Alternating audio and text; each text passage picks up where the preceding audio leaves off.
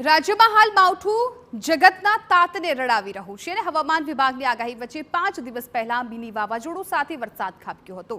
શંકરપુરા વિસ્તારમાં તારાજી બાદની હાલાકી હજુ પણ યથાવત છે, જ્યાં ખેતરમાં વીજપોલ તૂટી જવાથી છેલ્લા 5 દિવસથી વીજ પ્રવાહ બંધ છે, જેને કારણે ખેડૂતોના ખેતરમાં કૂવા સદંતર બંધ હાલતમાં છે। સિંચાઈ માટે કૂવામાંથી પાણી લઈ જઈ શકાતું નથી, જેને કારણે પાક સુકાઈ જવાની ભીતિ સેવાઈ રહી છે। ખેડૂતોનું કહેવું છે કે વીજ કંપનીને અનેકવાર રજૂઆત કર્યા બાદ પણ કોઈ કાર્યવાહી નથી કરાતી, ત્યારે વીજપોલનું રિપેરિંગ કરી વીજ પ્રવાહ શરૂ કરાય તેવી માંગ છે।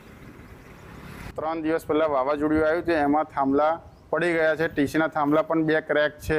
હેલ્પરને અને રાઠવા સાહેબને જાણ કરવા છતાંય 3 દિવસથી કોઈ એક્શન લેવામાં આવ્યું નથી। ખેતરમાં પાક બગડે છે ને કૂવે માણસો રહે છે, 5 કૂવા બંધ છે, 5 કૂવે માણસ રહે છે। એ કૂવે પાણી પીવા પણ ગામમાંથી એમને લઈને આપવું પડે છે ને પશુ પક્ષી અને પાણી માટે જે રસ્તો અમે કેનાલમાં પાણી ભરીએ છીએ કેનાલના કોસમાં, તે પણ 5 દિવસથી નથી। એની માટે રજૂઆત કરીએ છીએ કે આ વહેલી તકે થઈ જાય તો સારું। કેટલું નુકસાન હશે? નુકસાન એટલે આ કપાસિયા મૂકવાનું ચાલે છે, 5 દિવસથી પાણી કપાસિયા સુકાય છે 8 ઈંગોની મય, એ રજૂઆત કરવા છતાં